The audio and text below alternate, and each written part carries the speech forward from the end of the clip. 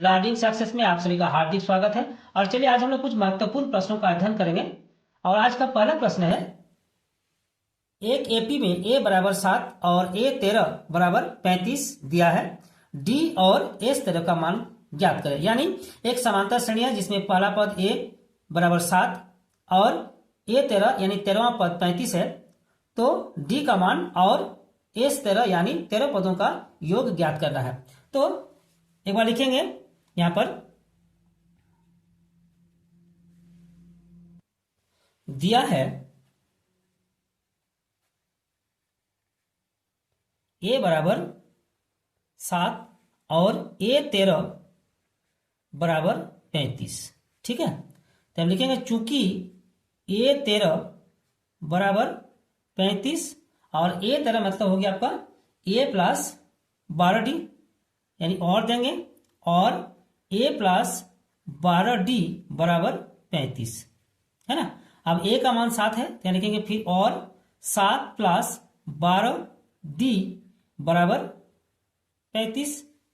फिर और देंगे 12d बराबर, यहाँ देखिए 7 बायां तरफ प्लस है, उधर जाएगा माइनस हो जाएगा, यानी 35 माइनस 7। फिर देंगे और 12d बराबर 28 है ना। अतएव d बराबर आपका हो गया यहाँ पर 28/12। अब इसको काटेंगे, बराबर 4 या 12 और 4 7 28 यानी 7/3। ठीक है, तो d का मान हम लोग का निकल चुका है। अब कहता है s 13 का मान ज्ञात करें, यानी 13वां पदों का योग ज्ञात करना है। तो यहां लिखेंगे चूंकि Sn बराबर n/2 bracket a plus l। ठीक है, तो यहां लिखेंगे s 13 बराबर n/2 यानी 13/2 ब्रैकेट a मतलब पहला पद 7 है और प्लस l कितना है। अब देखिए l अंतिम पद यानी 13वां पद है ना, तो 13वां पद कितना है 35 है, तो यहां लिखेंगे 35। ठीक है, बराबर 13/2 गुना जोड़ेंगे तो हो जाएगा 42। इसको काटेंगे 21 दूनी 42 बराबर 13 गुना 21 बराबर गुना करने से हो जाएगा आपका 273। ठीक है, और इस तरह का मान और यहां पर d का मान हम लोग का निकल चुका है। एक बार लिख देंगे, अतः d बराबर 7/3 और s 13 बराबर 273, और यही हम लोग का आंसर है। ठीक है, अब प्रश्न संख्या 2। प्रश्न संख्या 2, सिद्ध करें √1 माइनस साइन ए बटा 1 प्लस साइन ए बराबर सेक ए माइनस टेन ए। तो यहां पर हम लोग LHS ले लेंगे और LHS को तोड़कर RHS प्रमाणित करेंगे। तो यहां पर लिखेंगे LHS, और LHS में है √1 माइनस साइन ए बटा 1 प्लस साइन ए। ठीक है, अब हम लोग क्या करेंगे, जो हर है उसके विपरीत चिन्ह से गुना करेंगे, है ना। यानी यहां पर 1 माइनस साइन ए बटा 1 प्लस साइन ए गुना 1 इसके विपरीत है ना, यानी 1 माइनस साइन ए बटा 1 माइनस साइन ए से गुना करेंगे। ठीक है, बराबर कितना हो जाएगा, यहां पर देखिए 1 माइनस साइन ए और यहां पर 1 माइनस साइन ए, यानी 1 माइनस साइन ए उसका होल स्क्वायर। ठीक है, बटा 1 प्लस साइन ए, यहां पर 1 माइनस साइन ए, यानी a प्लस बी और a minus B, A square minus B square, यानी एक स्क्वायर एक होता है माइनस साइन स्क्वायर ए। ठीक है ना, बराबर फिर रूट देंगे 1 माइनस साइन ए होल स्क्वायर बटा 1 माइनस साइन स्क्वायर ए बराबर कॉस स्क्वायर ए। क्योंकि साइन स्क्वायर ए प्लस कॉस स्क्वायर ए बराबर 1 होता है, तो 1 माइनस साइन स्क्वायर ए बराबर कॉस स्क्वायर ए। अब हम लोग जो स्क्वायर है उसको एक ही जगह रख देंगे, यानी यहां पर 1 माइनस साइन ए बटा कॉस ए उसका होल स्क्वायर, ठीक है, बराबर यहां पर देखिए स्क्वायर है अंदर और बाहर रूट है, तो रूट क्या होगा, हट जाएगा, इसलिए हो जाएगा 1 माइनस साइन ए बटा कॉस ए, ठीक, बराबर 1 बटा कॉस ए माइनस साइन ए बटा कॉस ए, तो 1 बटा कॉस ए माइनस साइन ए बटा कॉस ए, और 1 minus cos A sec A minus sign ए बटा कॉस ए टेन ए, ठीक है, और यही हम लोग का राइट हैंड साइड है, तो यहां लिखेंगे RHS, ठीक है, और प्रूव्ड, ठीक है ना। अब प्रश्न संख्या 3, द्विघात समीकरण √2x² प्लस 7x प्लस 5√2 = 0 का गुणनखंड विधि से मूल ज्ञात करें, है ना। यानी एक द्विघात समीकरण दिया हुआ है और इसका गुणनखंड विधि से अब मूल ज्ञात करना है। तो एक बार समीकरण को लिख लेंगे, √2x² प्लस 7x प्लस 5√2 = 0, ठीक है। अब क्या करेंगे, यहां देखिए a कितना है √2, यानी √2 गुना c कितना है 5√2, √2 गुना 5√2 गुना करने से कितना हो जाएगा, √2 और √2 2 हो जाएगा, और गुना कितना 5, यानी 2 गुना 5, ठीक है, और 2 गुना 5,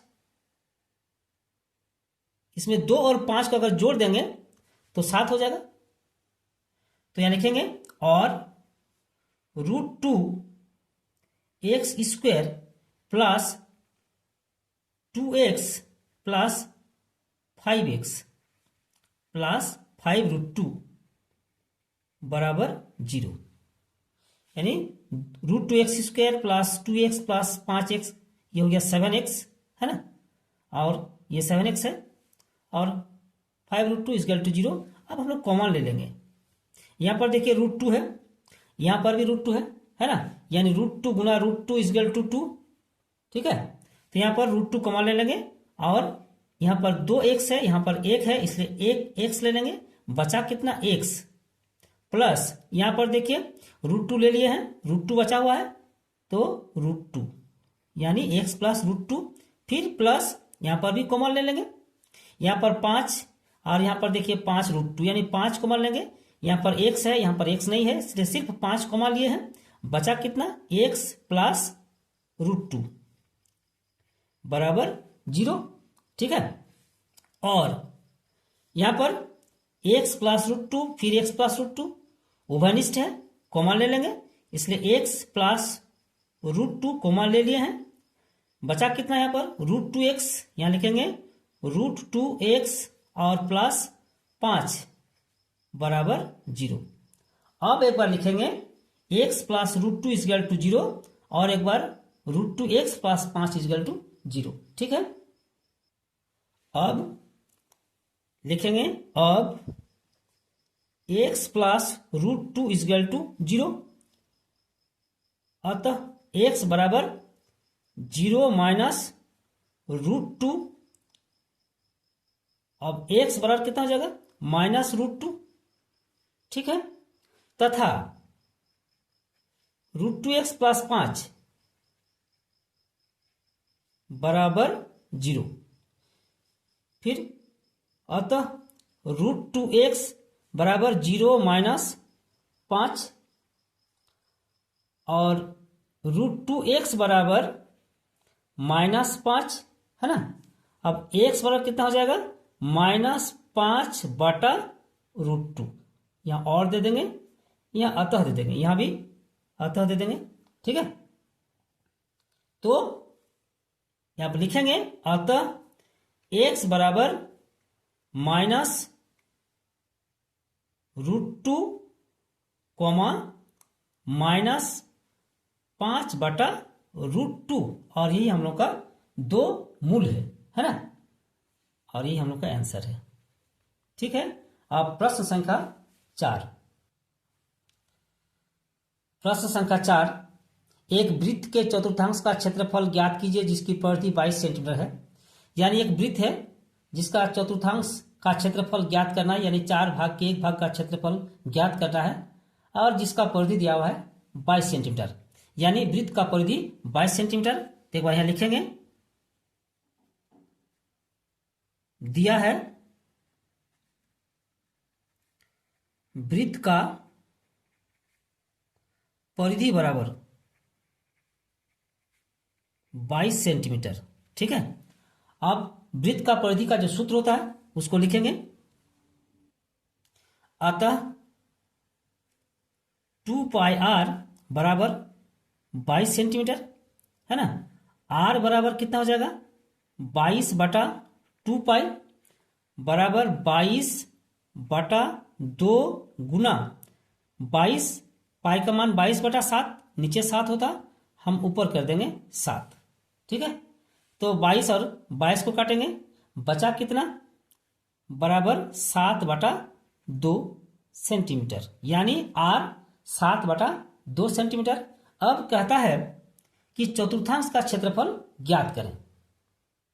तो यहां लिखेंगे वृत्त के चतुर्थांश का क्षेत्रफल, वृत्त के चतुर्थांश का क्षेत्रफल बराबर 1/4 गुना πr² बराबर 1/4 गुना 22/7 गुना r का मान है 7/2 उसका होल स्क्वायर बराबर 1/4 गुना 22/7 गुना 7/2 गुना 7/2। ठीक है, अब हम लोग काटेंगे, 2 दूनी 4 और 11 दूनी 22, फिर 7 को 7 से काटेंगे तो बचा कितना, बराबर यहां पर देखिए 11 गुना 7 यानी 77 बटा यहां पर 2 दूनी 4 और 4 दूनी 8 है ना, यानी 77/8, और इसको अगर भाग करेंगे तो हो जाएगा 9.625 बराबर 9.625 वर्ग सेंटीमीटर यानी cm²। ठीक है, और यही हम लोग का आंसर है।